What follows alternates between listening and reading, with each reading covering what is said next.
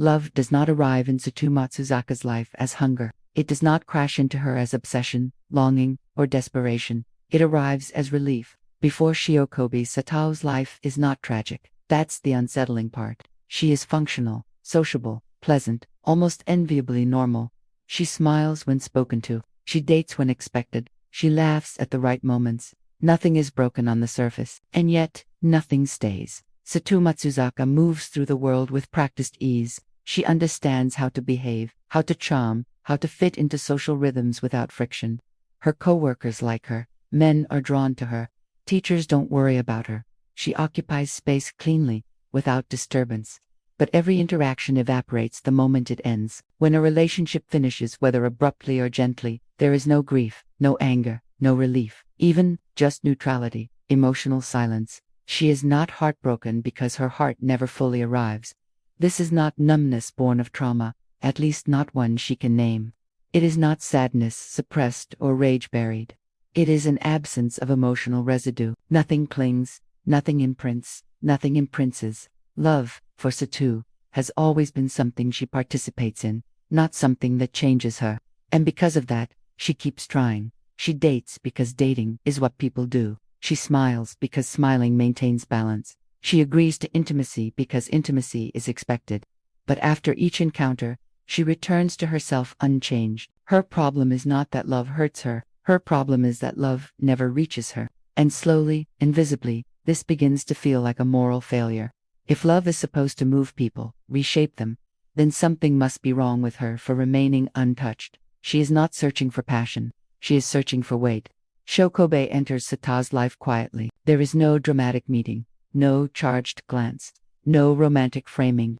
Shio is small, soft-spoken, contained more presence than personality. She does not demand attention. She does not perform. She does not ask to be understood.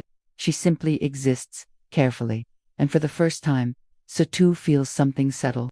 Not excitement. Not attraction. Stillness. Shio does not want to be admired. She wants to be cared for. There is no audience in her gaze, no mirror held up to Satu demanding validation. Instead, there is need. Quiet, fragile need. This is new.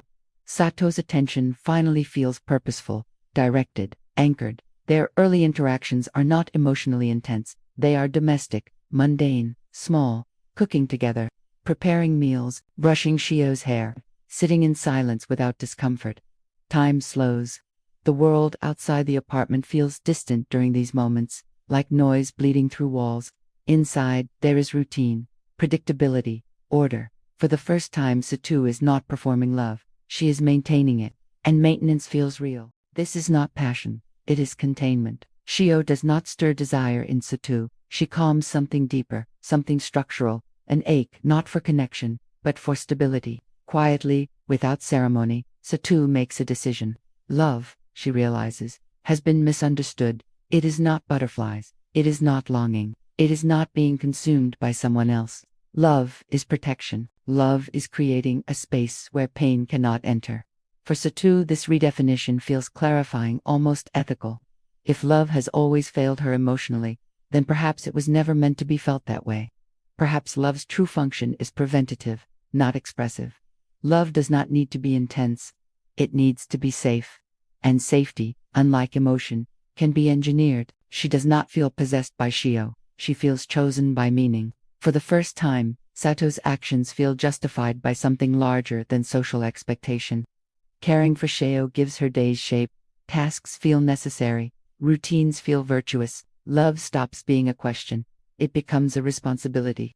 Gradually, the apartment transforms. Not physically, it remains small, unremarkable, but symbolically, inside becomes order. Meals are prepared on schedule. Clothes are folded neatly. Shio's routines are protected. Outside, by contrast, becomes unstable. The world beyond the apartment walls is loud, unpredictable, morally compromised. People intrude. Desires clash. Chaos leaks everywhere. Inside, nothing hurts. The apartment is no longer just a home. It is a sanctuary. Satu begins to think in spatial terms, not right and wrong, but inside and outside, safe and unsafe, protected and exposed. Love is no longer something she feels when she looks at Shio. Love is the apartment itself, its routines, its boundaries, its insulation from the world. Love becomes architecture. Walls matter. Locks matter. Control matters. Not because Satu wants power, but because power preserves safety. And safety, to her, now feels synonymous with goodness. This is where the horror begins. Softly, Sheo has no agency in these decisions. She does not choose the routines. She does not define the boundaries. She does not control when the world is allowed in. Satu does. But nothing about this feels cruel. Not yet. There is no yelling, no physical harm, no overt threat. Satu's control is gentle, almost invisible. Decisions are framed as care. Restrictions are framed as protection. Shio does not resist because she has nothing to compare this to. The sanctuary feels warm, predictable, safe, but safety here is conditional. It exists only as long as Satu maintains control, and Satu never articulates this, not even to herself. She does not see herself as domineering or possessive. She sees herself as responsible. Stability requires control, even if unspoken. Nothing is violent. Nothing is loud, which is precisely the problem. Satu begins to experience something unfamiliar. Peace, not happiness. Peace. There are no sharp emotions here. No emotional highs or lows, just continuity. Days connect to each other. Actions feel meaningful. The emptiness she once carried is not gone, but it is occupied, filled with routine and purpose. For the first time, Satu believes she understands love, not as an emotion, but as an environment. Love does not move you, it houses you. And for someone who has never felt emotionally held by anything, this realization feels revelatory. She is no longer drifting. She is building something. As long as this place exists, nothing bad can happen. This is not a threat. It is not a vow. It is not obsession. It is faith. Love has not trapped her yet. It has convinced her that safety is something you build, and once built, must be guarded. The sanctuary feels earned. And that is why it is dangerous. Because once love defines itself as safety, anything that threatens safety begins to look immoral. And Satu is not someone who tolerates immorality for long. Love does not collapse all at once. It tightens. What once felt like a sanctuary begins to require maintenance. Not emotional maintenance, defensive maintenance. Small adjustments, minor corrections, quiet interventions that keep the structure intact. At first, the outside world does not arrive as a threat. It arrives as inconvenience. The interruptions are ordinary. A coworker who asks too many questions, a teacher who notices absences, an adult voice that wants explanations, a relative whose concern feels misplaced, invasive. None of them appear monstrous. They smile, they speak calmly, they claim good intentions, but they disrupt the rhythm. Each intrusion fractures the stillness Satu has built. Conversations extend too long. Questions linger after they end. The apartment feels less sealed than before, its boundaries no longer self-evident. Satu does not feel anger. She feels pressure, and pressure demands release. Sata's understanding of love has already shifted. It is no longer an emotion she experiences internally. It is a system she operates, and systems require clarity. Slowly, almost imperceptibly, her perception compresses. Inside the apartment remains good. Outside becomes unstable.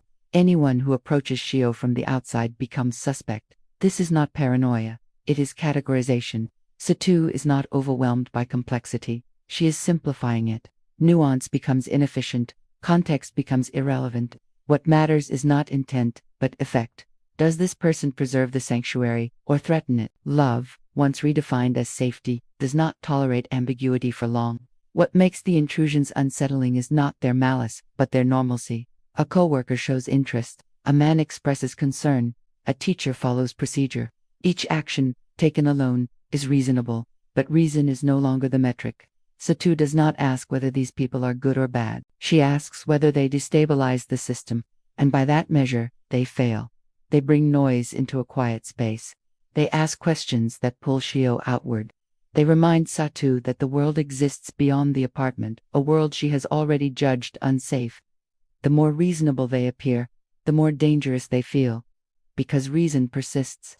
This is where Sata's moral universe collapses inward, not dramatically, efficiently. The world becomes binary. Safe, unsafe, inside, outside, ours, not ours. Love does not broaden her empathy. It narrows it. Concern for strangers feels indulgent. Sympathy for outsiders feels irresponsible.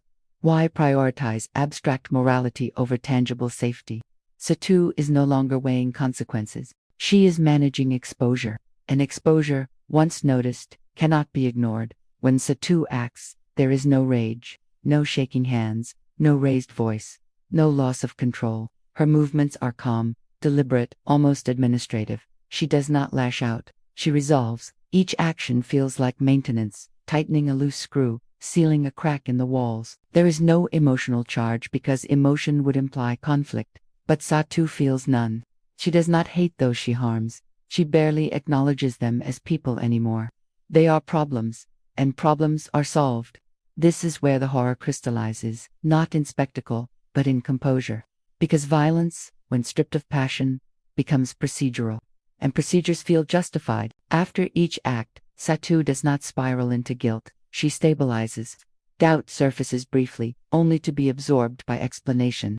Love provides a framework where every action has a place, every consequence a rationale. She tells herself, this was necessary, this preserved safety, this prevented worse harm. Love does not excuse her actions, it explains them. An explanation is more powerful than absolution. Because absolution still acknowledges wrongdoing. Explanation erases it. As Satu's world contracts, Sheo begins to change, not physically, but symbolically. She is no longer just a child who needs care. She becomes innocence itself, purity, meaning. Sheo is no longer a person with desires, uncertainty, or agency. She is what makes Satar's life coherent. Protecting Sheo no longer means protecting her experiences. It means protecting the idea she represents. A world without pain. A space without intrusion. A structure that finally makes sense. Satu is no longer acting for Sheo. She is acting through her. Satu does not think of herself as owning Sheo. Ownership implies selfishness, exploitation, desire. This is different. This is stewardship. She believes she is holding something fragile that the world would destroy if given the chance. And if the world cannot be trusted, then exclusion becomes ethical. Boundaries harden. What began as protection now resembles containment. But Satu does not feel the shift, because each step is small, logical, necessary. She is not escalating. She is maintaining equilibrium. Every system requires sacrifices. Satu accepts this without drama. People get hurt, but people always get hurt. At least here, their pain serves something stable, something clean. She does not dwell on consequences. She does not revisit decisions. Looking back would introduce uncertainty, and uncertainty is dangerous. So she looks forward, always forward. Over time, Satu notices something subtle. The outside world does not retreat. Questions persist. Eyes linger. Systems push back. The sanctuary is not invisible. And this realization does not frighten her. It clarifies her task. If the world cannot leave them alone, then safety cannot rely on isolation alone. It requires intervention. The apartment is no longer enough.